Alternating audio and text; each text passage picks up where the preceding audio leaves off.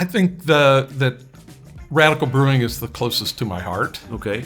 Nobody's going to be genetically superior in this area. All of this skill is acquired. It's learned information. It's trainable. Flavor happens in the brain. That's one thing great about judging is you really get to know people because you spend all day with them. But I think that's essential to the creative process is just being able to feel that. I've read on your webpage that you said something really mind-blowing to me, that you wrote a book that you wanted to read yourself. She's sleeping in the hotel room.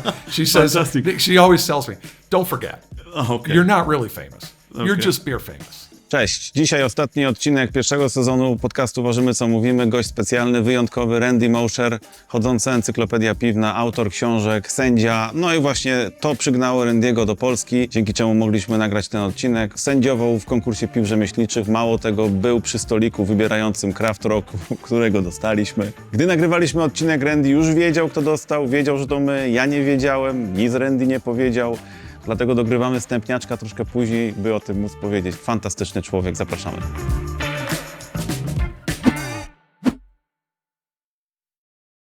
So, hi Randy. Hi again. Yeah, it's great to be here.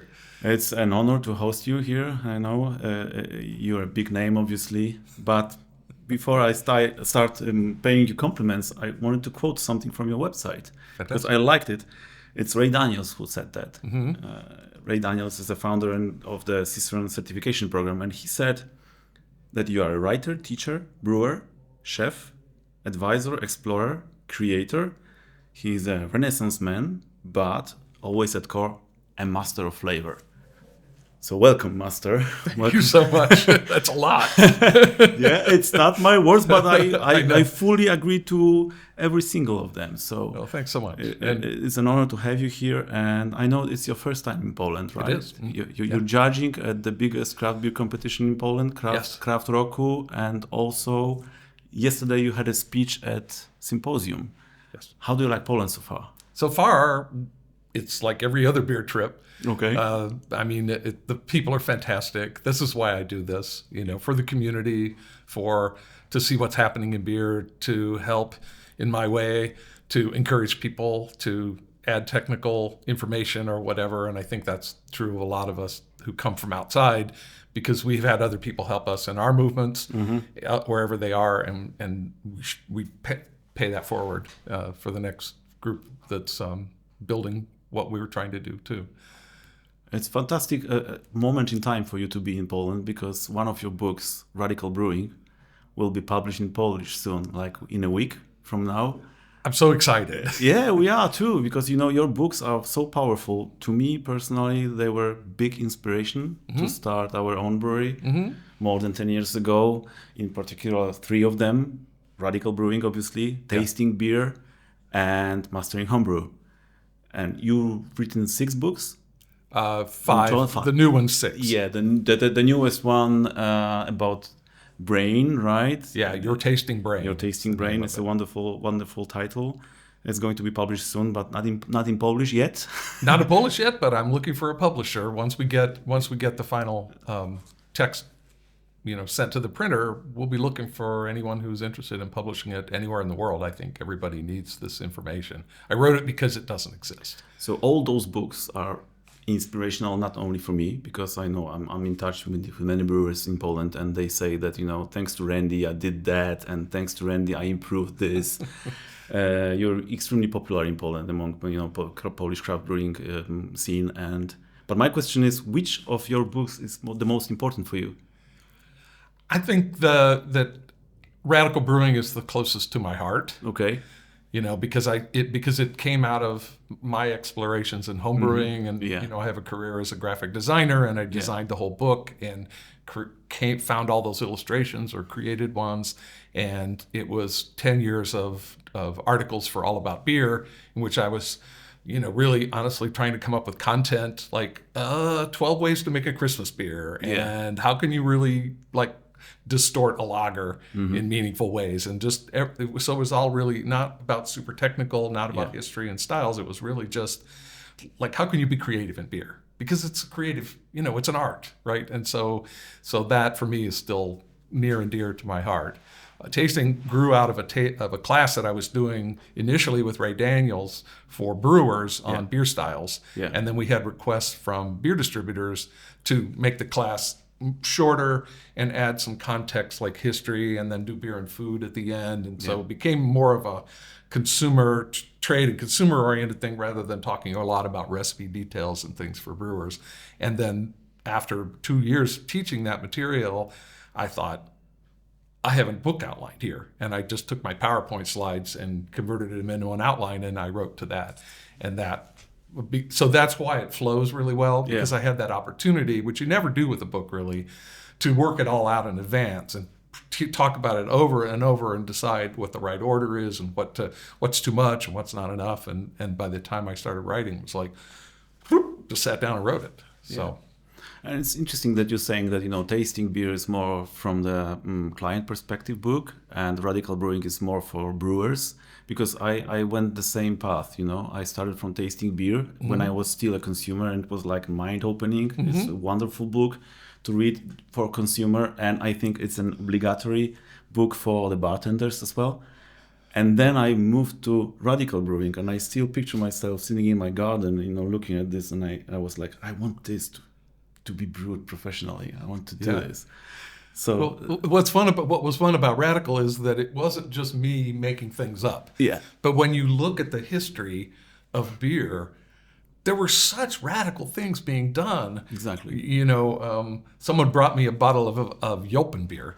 Yeah. And that, of course, I talked about that in my book. And this is for people who don't know. Historically, it was spontaneous fermentation in cellars, and there was a layer of mold that grew up that was the jacket, the Jopen, and then the mold would fall in, and then a different color mold would come, and after some years, it would ferment 3% alcohol, and the yeast is dead, and it became used almost more as a flavoring for other things than its own. And I've had this in my mind, and I was excited to see that people are actually brewing it.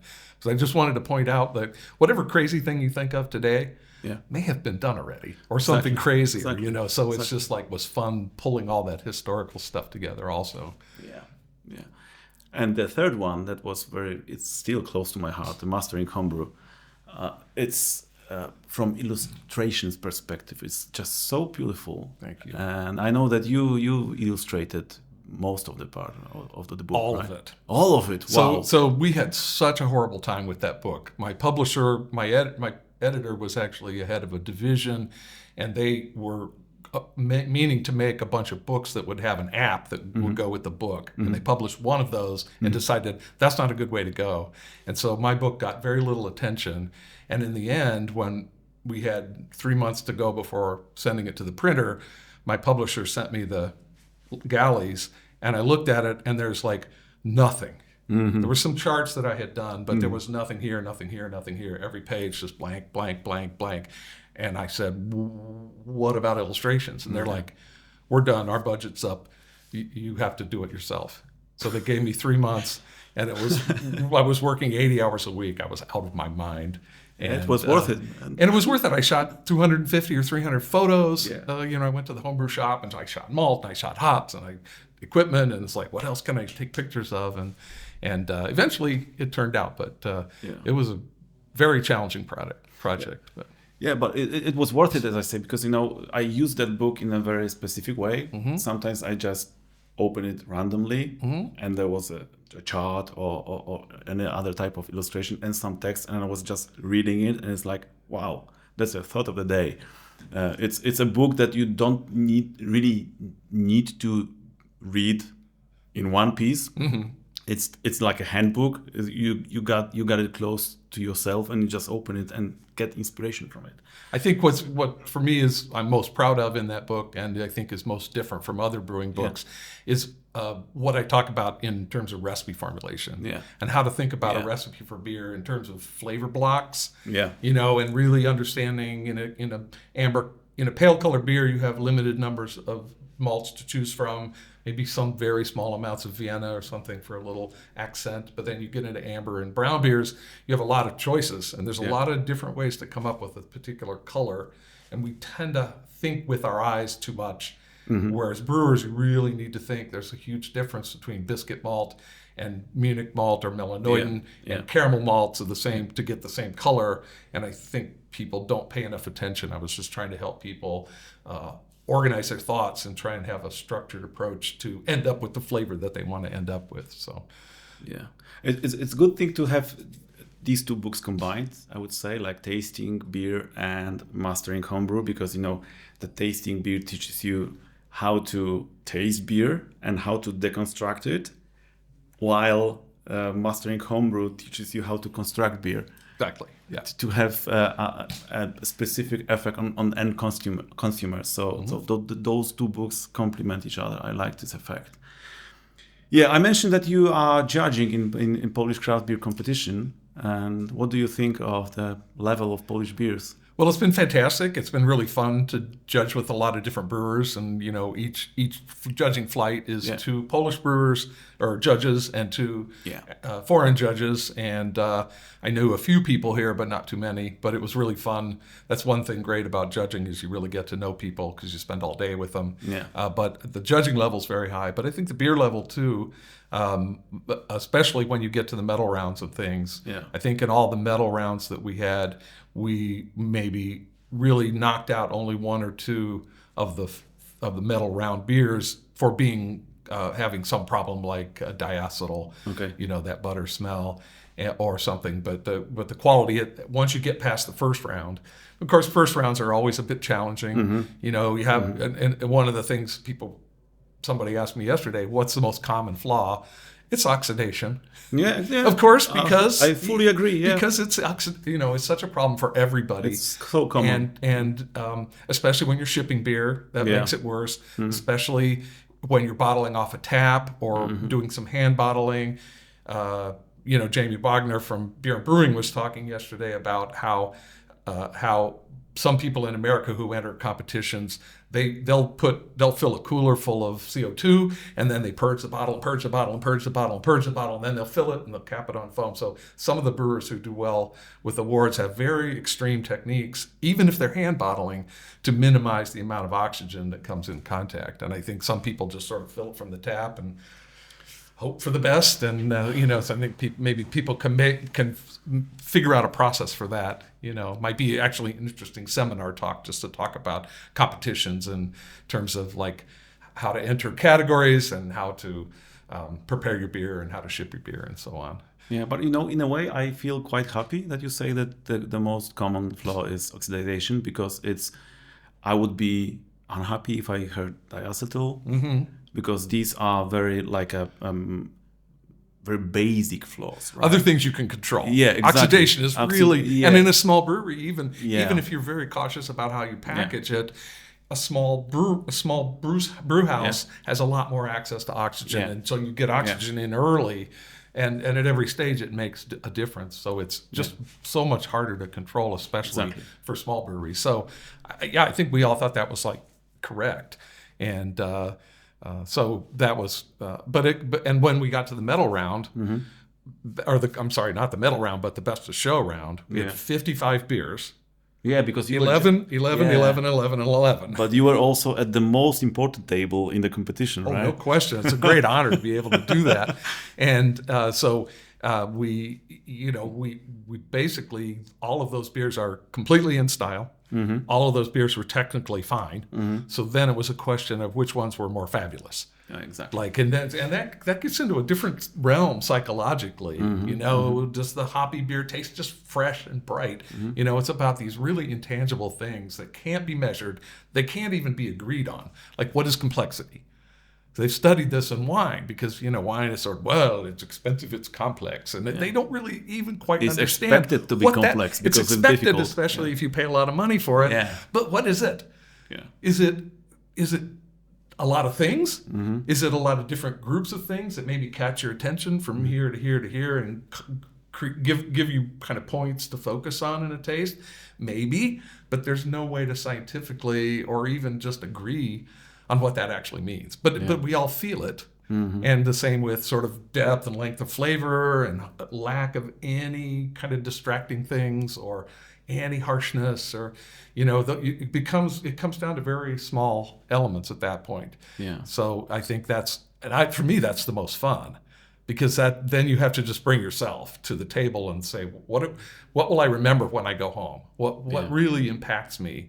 And we had lots of really wonderful beers that we left that didn't win the best of show, but gold is pretty good. But they still won medals, right? Yeah, so it's still even a bronze is just great, because we've won a few medals, and it's just like, whatever they are, it's really exciting. We brewers who enter the competition with our beers absolutely know, and we are aware of the fact that you are choosing beers between very good and outstanding. Yeah. And those differences are really, really tiny. Mm-hmm. But you mentioned something really interesting about how we feel, how we taste, and this is something you are focusing on in your new book. Yes, your exactly. Tasting Brain. Yeah. You gave a wonderful presentation yesterday. It was really it was demanding from me because, and just before we started shooting this episode, I talked to you that I know that you barely scratched the surface yesterday. And because my impression is that we are 50 years with beer revolution. I would say 1972. 1972, yes. So Fritz Maytag reformulated Anchor Porter or Anchor Steam beer from an old historic beer that was terrible into a modern craft beer with caramel malt and the weirdest hops they could find. Exactly. And ever since, it's been sort of that recipe. So it's sort of, 52, 53 years of beer revolution, right? Yeah.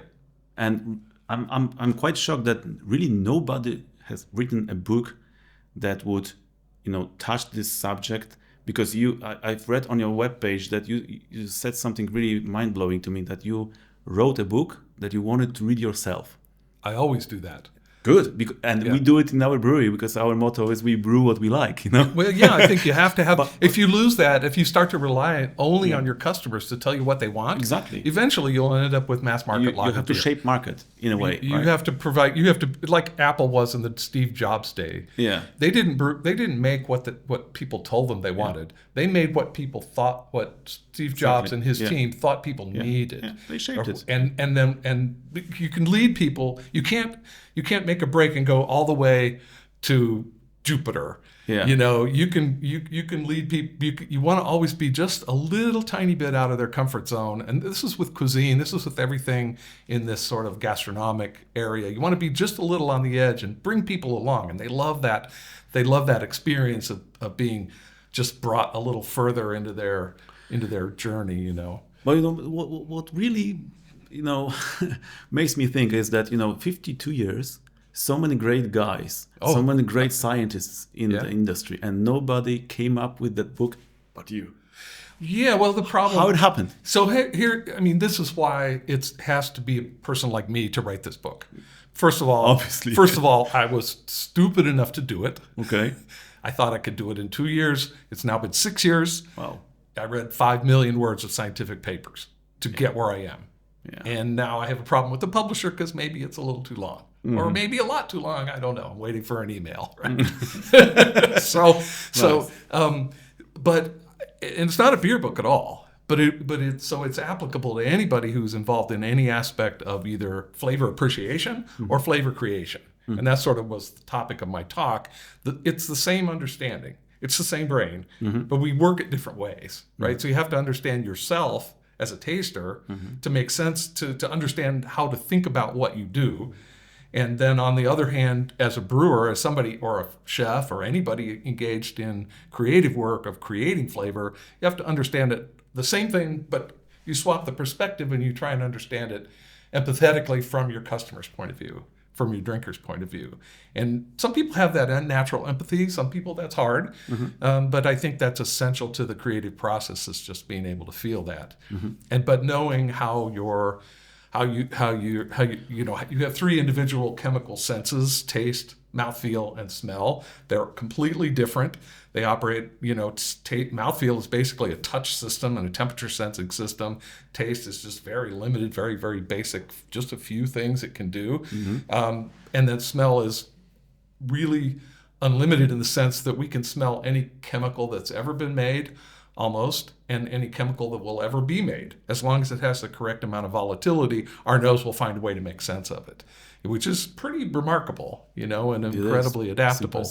And that's why there's a lot of reasons why smell is really strange and spooky even, and because it squirts into our brain, into our emotional brain without any pre-processing, and it just all of a sudden you're thinking about your grandmother's house or a candy store or someplace so strong from years ago, and you don't even know. But that's the beauty of it too. When you learn about that, there's a little man in your head that knows a little more than you do. That knows all this. And so one thing about being a taster is you have to learn to never filter yourself. If some stupid thought pops into your head, just say it. And then you can understand it. My wife loves champagne. And so we were at a champagne tasting, and she picked up a glass of champagne, and she goes, horseradish. It's like, okay, that's interesting. Let's parse that out, right? So horseradish is earthy. It's also spicy. So that champagne was slightly corked. They had the bit of that base, that musty smell that you get from a contaminated cork, just a little piece in that composite cork. And then it was also, I think the grapes had a little bit of some terpenes or something that was like a little spicy. And so you put spicy and earthy together, and that's where her brain went. And because I've got her trained not to filter. And I think that's a really great tool for us. And even if you're not in any way experienced, to just fall back and trust your inner taster, and then figure it out later. Wow. Actually, as I see it, it's very helpful because, you have so many different smells that it's so difficult for the brain to process that it starts building you some pictures, right? It's like... That's exactly it. Kids are best with this. My kids are saying, oh, Dad, it smells like we've been there and we've done that. Yeah. When we first smell it or tasted it. Yeah. It connects with your eyes. It connects with your ears, with everything you actually experience. But those sensory memories are highly place specific. Yeah. That's about like if you're a rat, you want to know where the food is. Yeah. And if you're a monkey, if you're a human, you want to like that place is a big. Yeah. So that's why always in those images, those memories you have, you're never nowhere. You're always somewhere specific. And that helps you. Sometimes you have to look, like in your mind, you look around. Like, what would my grandmother have? Is it flowers? Is it some special candy that she had? Is it some baked good?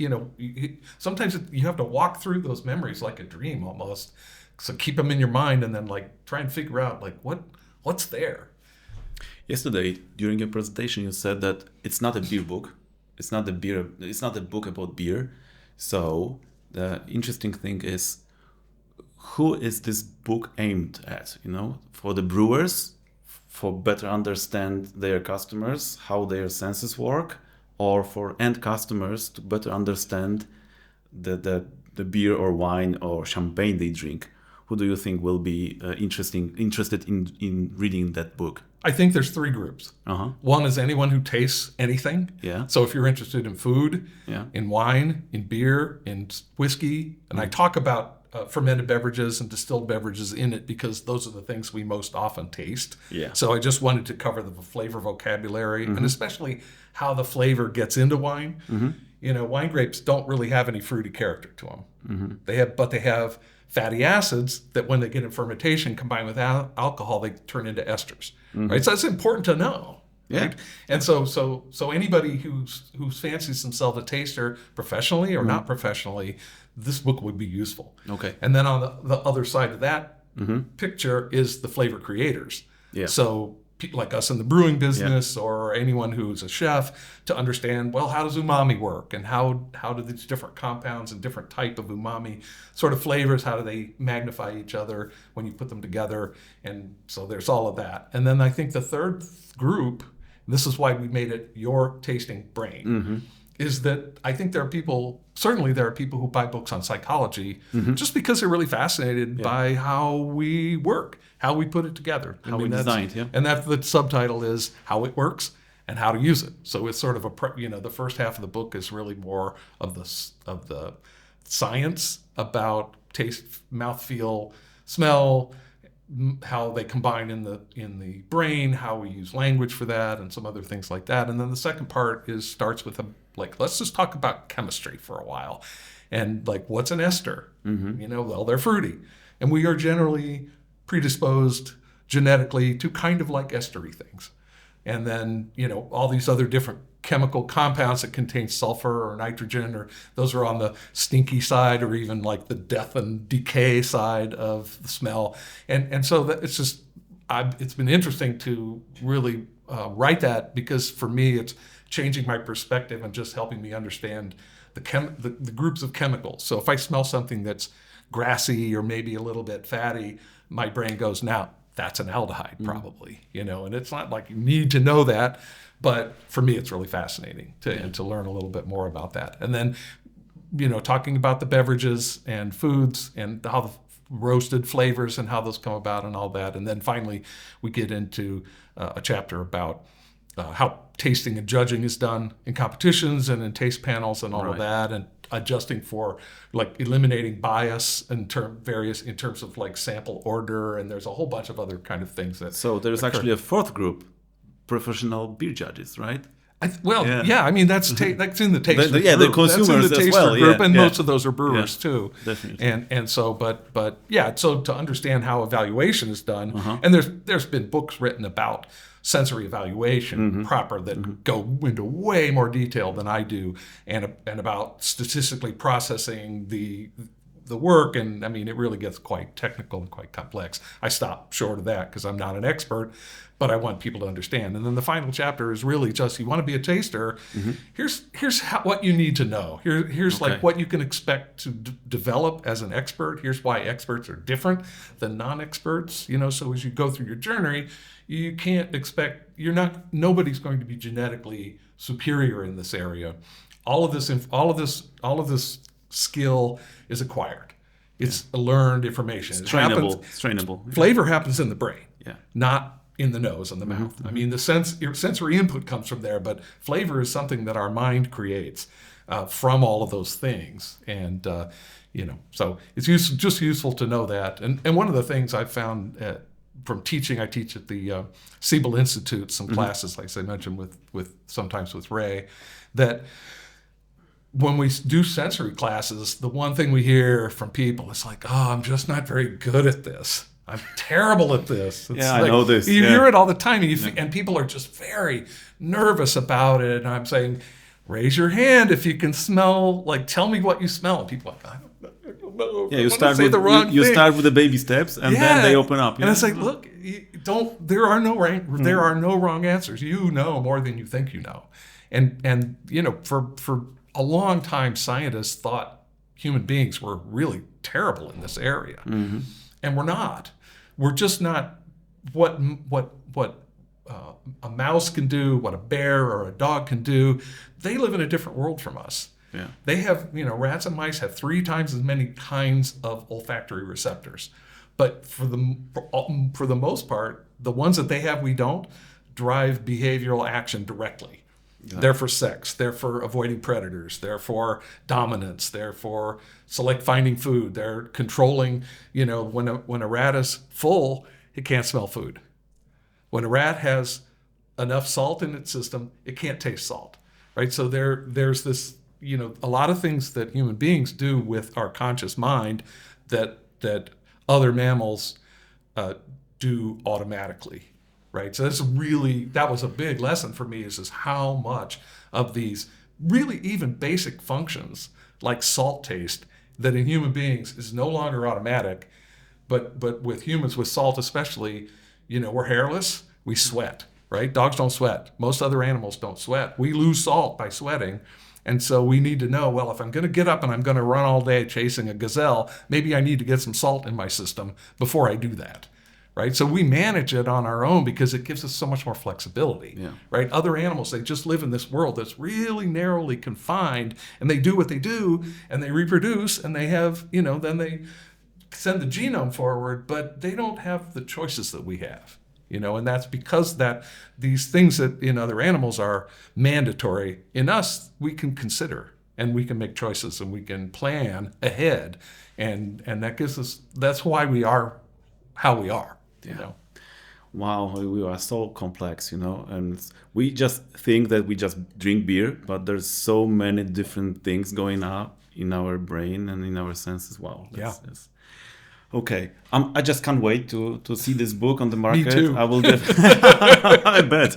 I will definitely buy it to my library, and I hope it will have such beautiful illustrations, because yesterday on your presentation you just displayed some very interesting graphs and illustrations, so I can't wait. So, but Randy, you are a man of different areas of expertise. You were a member of a board of craft beer, the Brewers Association in the U.S. Yeah, in very interesting decade. So it was 2003, 2013, right? Yeah. It was just before all the Polish Revolution started, right? Yeah. Because it's in Poland, it started around 2010, but that particular point in time, like this period of time, was, for me, it was like a rapid shift between the way of marketing. So we switched from analog marketing to digital marketing, right? Yeah. How was it back then? Well, it was fascinating. The first thing was that the Brewers Association and another organization called the Brewers Association of America were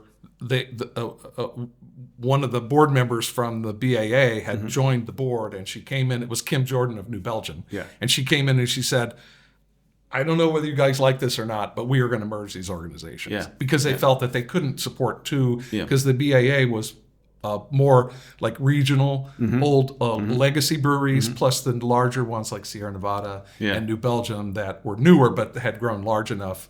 And they just all thought, there's no point in having these together. But of course, the Brewers Association, or what it was called before then, had also included the Homebrewers Association. And that was the reason I was in the room, because I was a representative from the homebrewing group.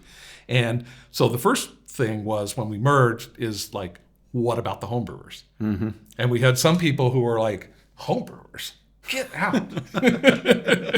But then we had other people like Kim, who was super supportive, and Jim Cook from Boston Beer, and they really understood the point I made when I said, think about baseball. Do you want to be close to your fans or not close to your fans? There's nobody that buys more commercial craft brewer than home brewers. You want those people near to you.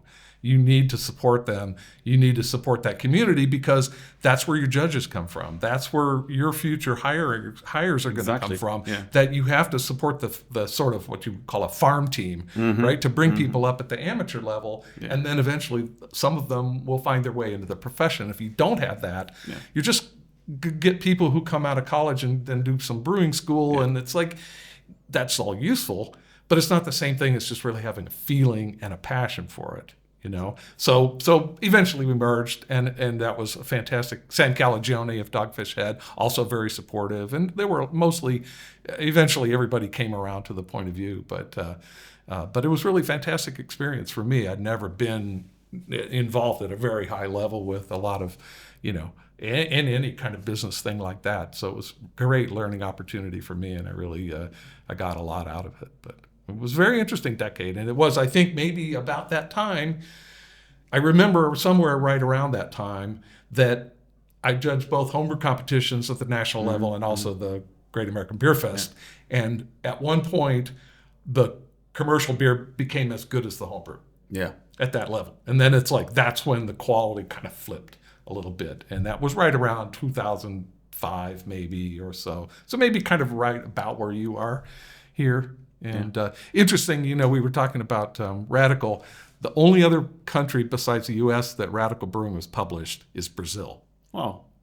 And I was thinking about that, because I'm like hanging out with everybody, and it's like, it's kind of like being in Brazil, because it's a really creative culture, and people are really excited about the beer and really excited about expressing their culture. And I think just looking at it historically, politically, in some ways, Poland is, I mean, it's been around a long time, but in some ways it's a young country, because you had this long period of communism where it just sort of stopped everything. So there's been so much new after that you're kind of creating it as you go. Well, yeah. And Brazil, the same thing. They've had dictatorship in the 80s, and then at some point things opened up, and then it's sort of like the world is all full of possibilities for them. And I think I sense that same feeling here. You know, so yeah, it's wrong, but that's how I interpret it. It's actually really, really right, because I was just having conversation this morning with Marek, the president of Polish Craft Brewers Association, and we were just talking that we very much mimic what happened in the US when it comes to the whole beer revolution. Obviously, we do it in a shorter period of time. It's like, but you have some resources to draw we have some on, resources, which we get but you know, the starting point is very similar, that because your beer market in 1972 looked quite similar to what was it like in Poland in 2009 or 2010? Like horrible. Total dominance of big players. Exactly. Some regional brewers that brew the beers that are very similar to corporate beers, but much more expensive. And then those home brewers start to kick in.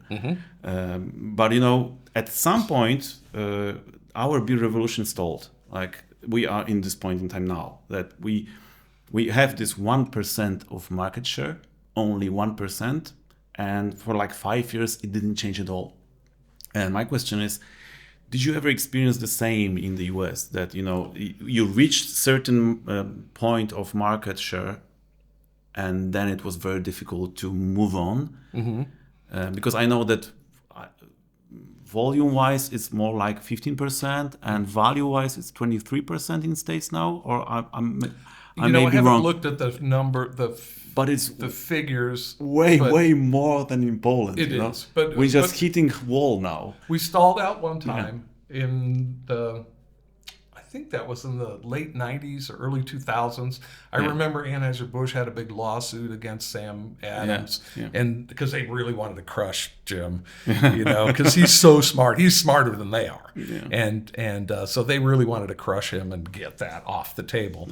But they weren't able to do that, and so it's also, you know, with any new thing, you have a group of people coming up and they're excited, and then they get a little less excited, and at some point they age out a little bit. That's where we are now, I think, with craft beer in the U.S. You have millennials and then Gen Z, and well, we're going to live forever, so we're not going to drink or drink much. It's like, okay, fine, we'll see how you are in 10 years. And then seltzers was the thing, which are now flat or declining, because all of those alcohol soda things, they come, they go, they come, they go. There's like a 5 to 7 year cycle of those things that go up. And then when they're completely forgotten, then it's like, okay, let's start. We got a new kind of thing. But there's no there, right? There's not enough there to be compelling. They're just formulas that are mixed up in a laboratory, and they give them to focus groups. And like, what do you think? It's like, yeah, it smells like strawberries or whatever. But it's not profound. There's no history. There's no culture. But they serve a purpose of people, just something easy to drink, that's no gluten, that, you know, younger people can enjoy easy flavors without a lot of challenging bitter things or others. You know, but over a lifetime, is that enough to keep your interest? Yeah. No, it's just not. But and then if you talk about the last 5 years, count back, 2019, COVID. Yeah. Right. So really, like the first two of those years were just, that was global thing, right? Yeah, it was totally global, and we saw it. We see it at our own breweries. We're still climbing our way back up to what our pre-COVID levels are, and now because everything's a little more expensive, we're paying our people more because it's the right thing to do. It costs more for people to go out. They maybe used to do 2 nights a week to go out and have dinner. Now it's maybe 1 night. When they go out drinking, they'll have 2 or 3 beers instead of 3 or 4, and they go home earlier, and so it's just, you know, we are still working to try and get people into our pubs, because we're very much brew pub focused, and chef driven cuisine and Forbidden Root, and it's a wonderful thing in the US, and I was actually hoping that the Polish craft beer revolution would develop in the same way, that there will be a lot of openings of small breweries, small brew pubs, and it's not the case in Poland at all. It's unique to the U.S. in some ways, because I think maybe because the people with money have looked at the U.S. industry and they want to skip all that. They don't want to start tiny. They want to start mid-size. And it's harder, I think, in a lot of ways. If you look at Goose Island in Chicago, they eventually sold to Anheuser-Busch when they needed to do a gigantic expansion and they couldn't raise the capital. But they started with a pub. It was a very nice pub. It was a good-sized pub, but they had a 10-barrel system in there. And they just tried to figure out who they were and what their customers were and make their mistakes on a very small scale rather than jump in with 20, 30 hectoliter size brewing system, because that's a lot of beer. Yeah. And that takes a lot. You have to have a lot of sales force to support that much, and it's like it's hard to develop compromises, right? And you have to. It's hard to develop a customer base out of nothing. To start at 50 miles an hour, you have to start at you're starting at zero. And how are you going to get to halfway if you don't have this part? You can't just jump in and all of a sudden, and because you're a big business person and you have succeeded in some other business, and you look at craft brewers and you think, these guys, I know more, It seems to be easy, yeah. It looks too easy, but then you get in and it's like, whoa, this is really challenging. But you know what's the main difference between US and Poland? In Poland, it's very similar, and it's equally difficult to open a very small brewery to big brewery, because you have to fill in the same amount of papers, deal with the same level of authorities, pay for the same licenses as mid-size or big brewery. And in States, I think it looks a little bit different, right? That it's way easier to open a smaller brewery, that the expectations from a small brewer are not that high as from mid-size or bigger brewery. Right. There's no license fee. Yeah. So, or maybe minimal paperwork fee, $100 or something, to apply for a federal brewer's license. And once you have that, then there's some license fees. It depends on the state for like having a tap room or a restaurant. There are, they've realized now, the governments have realized that people really want craft beer. It's an important part of economic development. Craft brewers come into neighborhoods that need revitalizing. There's a lot of really great advantage, and they hire more people per barrel of beer.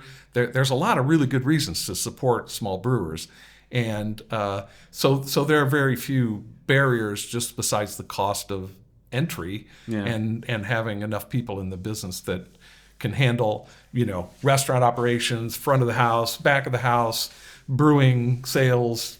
It's a complicated mix of things that you have to do, but people manage. And there's not any huge barrier in terms of a license fee or anything like that. So it's more about all those licenses and paperwork in Poland. If you have someone with a capital and they look at how much they have to go through, and they have a decision. We go through this stuff, and we have only 10-barrel system. And we go through the same stuff and we have 30-barrel system that gives us more opportunity to have more return on investment. They would rather open a 30-barrel system than 10-barrel system. But if you look at people who open very small systems and people who open systems that are much larger, by the end of 5 years they're about the same place. Well, yeah, that can be the case. Yeah, from the margin perspective and profitability perspective, maybe even the smaller one are in better place, because those bigger have to hire sales force, as you say. Right, and it's a lot of capital, just like whoosh. Yeah, and especially when you're starting, it's very risky. Yeah. So you're paying a very high. You're paying a kind of a high penalty to your investors. Yeah. If you're doing promissory notes, or even if you're just trading equity, it's questionable. So you have to really give a lot of your brewery away to people that have the money. And so quite often, occasionally you see that the person who came up with the idea and did all the hard work, after a while the owners are like, you're out now, because if you don't maintain your 51%, then it's easy for your partners to squeeze you out if they want to do that. Yeah. And so occasionally that happens, but I think it just makes sense to start small, but you gotta, you need the feedback. You need to, again, make your mistakes, and you figure out what your beer what your culture is, what your brand is really about. If you sit and think about a brand in a conference room or hire an advertising agency to make a brand for you, I mean, I used to do a lot of that work, and people would come to me, some of these money people, and it's like, what do you want for a brand? And they're like, I don't know, do something cool. Yeah. It's like, go away. Yeah. Don't bother me. Come back when you know something. It has to mean something. Yeah. People want to see themselves in you, or at least see your brand as something they can directly relate to in a human way. And to just do something random and cool and of the moment, it's bullshit. Yeah, it is. And people recognize it, so it has to be honest. And speaking of partners, you're a partner in 2 breweries, right? Forbidden Root and Five Rabbit Cervecería. Right. Yeah. So Five Rabbit's on hiatus.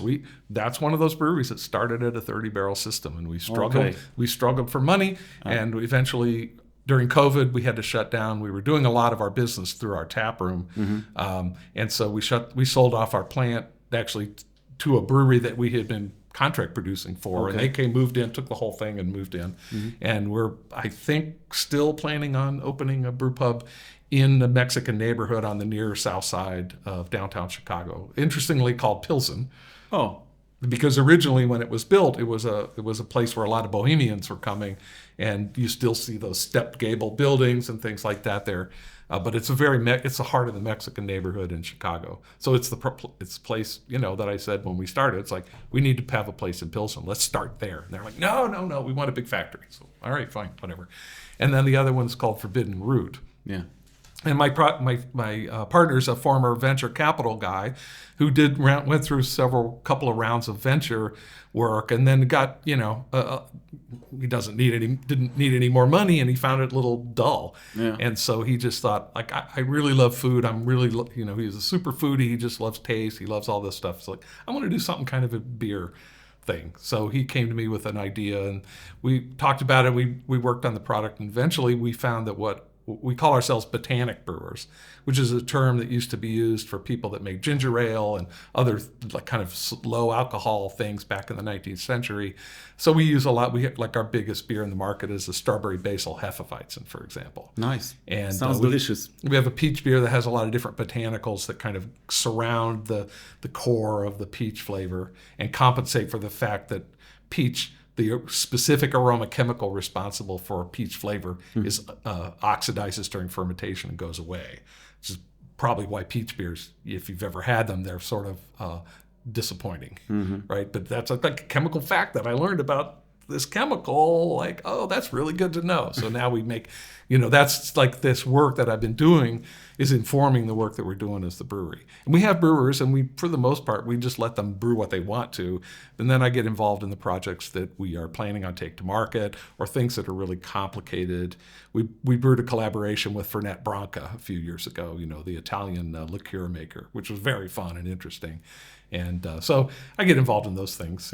But we had to build restaurants to really talk about what our concept is, because labels. Yeah. It's not enough space. And people see botanical and they think, well, do you even use hops? Is this going to be weird? Is this like some Renaissance fair thing? Like, what is this? So we took that off the labels, and we just come to our restaurant and you'll understand what we're doing. So it sounds like you consciously found your own voice in a very saturated market.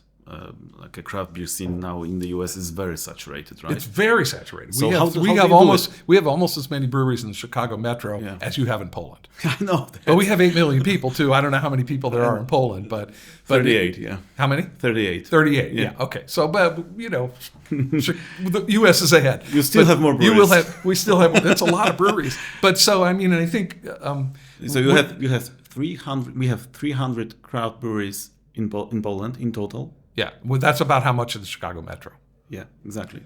You have 10,000 in California only. Yeah. But my question is, and what I'm interested in, it's understanding how do you seek and find that voice? Well, for me, it was my partner coming to me. Yeah. I was the first phone call. Yeah. It's like, Randy, I want to do this. Mm-hmm. We wanted to make a root beer beer. Mm-hmm. Now, root beer is a very specifically American thing. Yeah. And it's even in the U.S., it's extremely polarizing. Okay. Most women hate root beer. Mm-hmm. Some do. Some like it okay, but it's generally more male. And maybe half the population can't stand it. And it's just soda pop. It's artificial now. It's nothing really special. But 100 years, 150 years ago, it was kind of a beer. So he's like, I want to make that. It's like, okay, what if nobody likes root beer? Mm-hmm. Well, what's the bigger idea that contains root beer?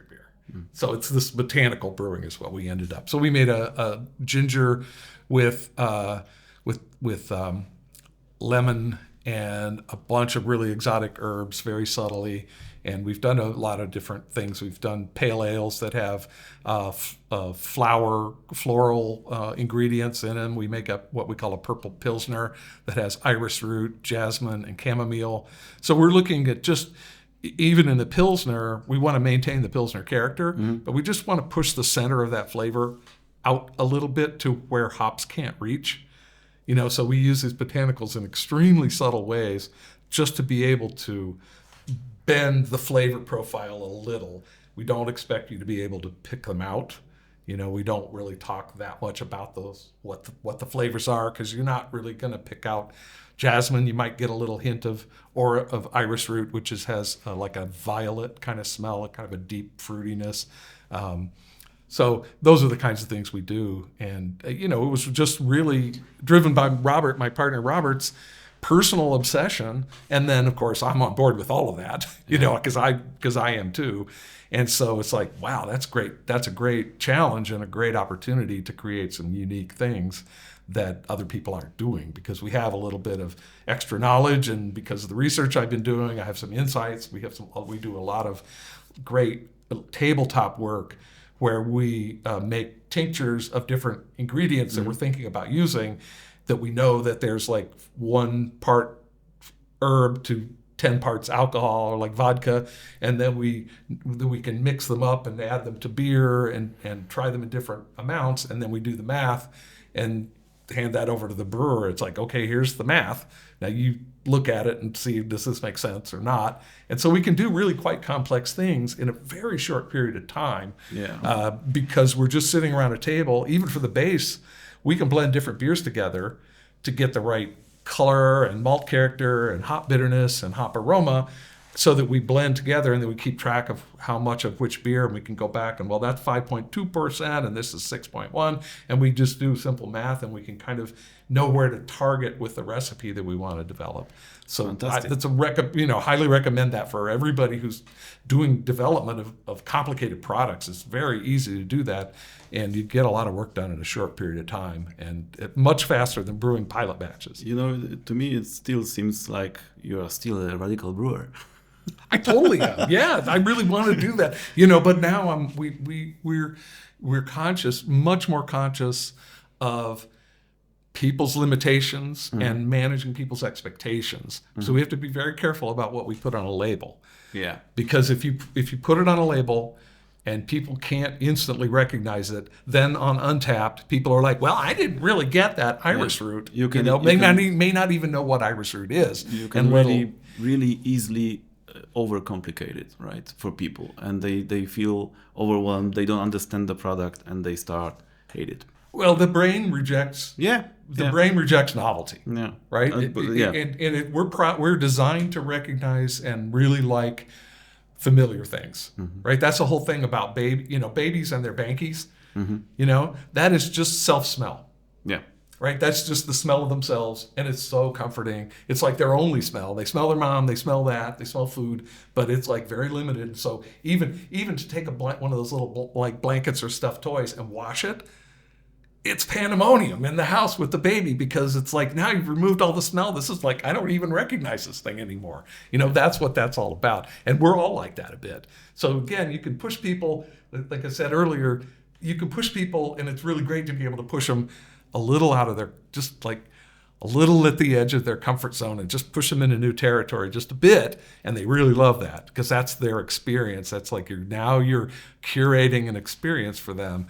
But if you push it too far, the illusion just snaps, and they fall back into like, well, I don't understand it. I don't like it. It's a psychology that you have to kind of come to terms with, I think. We all need to read your book then to understand it better. Okay, so after the craft beer competition now is concluded, and you picked grand champion. Obviously, we don't know as we speak which beer it is. You know, I know. I don't, and you know, it's quite nervous time for me. But you know, it's I'm used to it.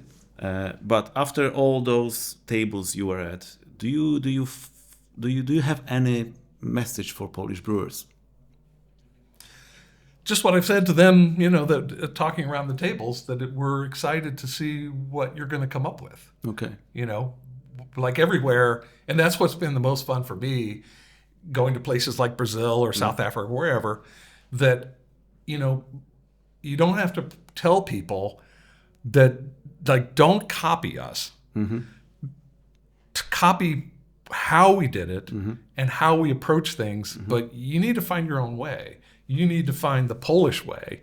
And I think, Martin Cornell gave a talk this morning on porter, and he was encouraging people to get into archives of the old breweries and go to the historical societies and look this stuff up in Polish and see, like, when did they start lager brewing? Yeah. You know, look in the old newspapers to see if there's advertisements. Look in people who collect labels and look at the labels. Like, and maybe you find sometimes these historical gems that are very long forgotten. But like in Germany, there were little different beers, and every town almost had very specific beers. And some of them, like Goza, isn't well known now. But when I started writing and talking about Goza in 1992 or 3, nobody was brewing it. Yeah. Maybe I don't think even in Germany they were brewing it, but it was still in those books.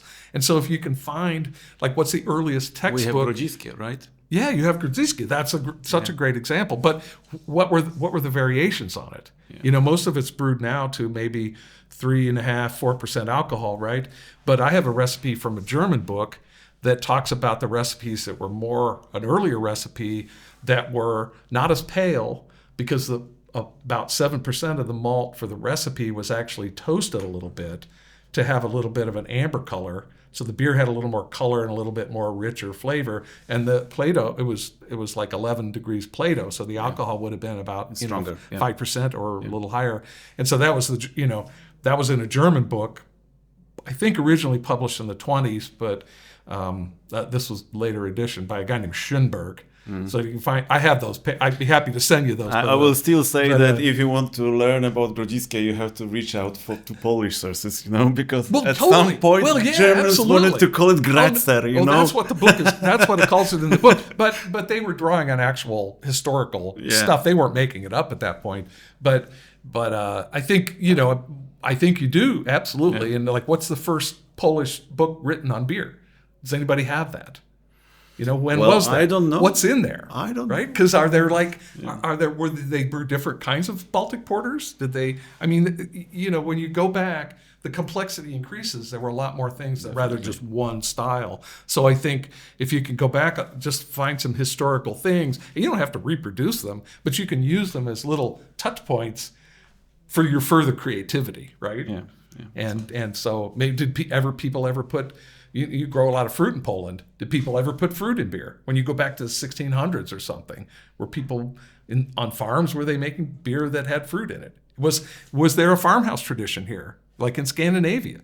You find it in Russia. You find it in the Baltic country, like Lithuania, Estonia, all through Scandinavia. Why not here? I'm sure there must have been at some point, but is there some record of that? Have you talked to the anthropologists and the archaeologists who've done? I mean, there's a lot of different ways to find those sources. And I think even if you just want to be modern and creative, to have some nugget of historical truth behind you that gives you permission to move forward or maybe reinterpret some old things in a new way. I think for me, that's the most fascinating thing. And to do that work is a lot of effort, but it pays a lot of rewards. So maybe you can find some historian or somebody who wants to do that work in a university or for a master's or a doctorate degree or something. I would look in the historical societies and the archaeological publications and find somebody who knows somebody in that world and just ask them questions. Have they found a monastery brewery here that was making beer? Or, I mean, you just never know what you're going to find. So I would encourage people, the community as a whole, to try and find a way to do that. Well, now we are observing very much interest in brewing grodziskie, different variations, modern variations to it. I was talking to Tomek Kopyra this morning, and actually we shoot another episode before you. We were talking about modern grodziskie and how Polish brewers can change it and tweak it so much that it can be mass beer to some extent. I mean, in a good way, mass beer. Not the corporate meaning of beer. And we still have Baltic porters, right? That are great. Yeah. But what's the bubble? Like, what's the outer limits of what could be considered a grodziske? Well, grodziske is very niche beer, right? Could it be amber? Could it be, I mean, again, when you beer, amber beer is quite difficult to sell in general, right? We have the same problem in Chicago with anything other than pale people want beer. Pale. I understand. The paler, the better. I know, right? I understand. And an IPA is still a selling acronym, right? But this is still new here. Yeah. Maybe a little more, and people sometimes go through. They get tired of the pale ones, and maybe amber beers are a little interesting. They're not hard to love, but people do drink with their eyes. But okay, Randy, I think we got it right. So thank you very much for being my guest, and it's an honor to have you here. You're a living legend. I'm personally. Don't tell my wife. She's joining you. She's joining you, right? She's here. She's sleeping in the hotel room. She says. Fantastic. She always tells me, "Don't forget, okay. You're not really famous. Okay. You're just beer famous." It sounds like my wife. It's like fine. I'm okay with that. That's a great way to be. Yeah. If I'm going to be famous, beer famous is great. So I'm sure we could talk for another 3 or 4 hours, and maybe the next time, maybe next year when you come here and judge again. And thank you very much. It's very inspirational. Your speech yesterday was great. I can't wait to see your book at the bookshelf, my bookshelf. And thank you, ladies and gentlemen, living legend Randy Mosher from United States, Chicago. Thank you again for Thanks so much. being here. It's my honor to be here. Happy to participate.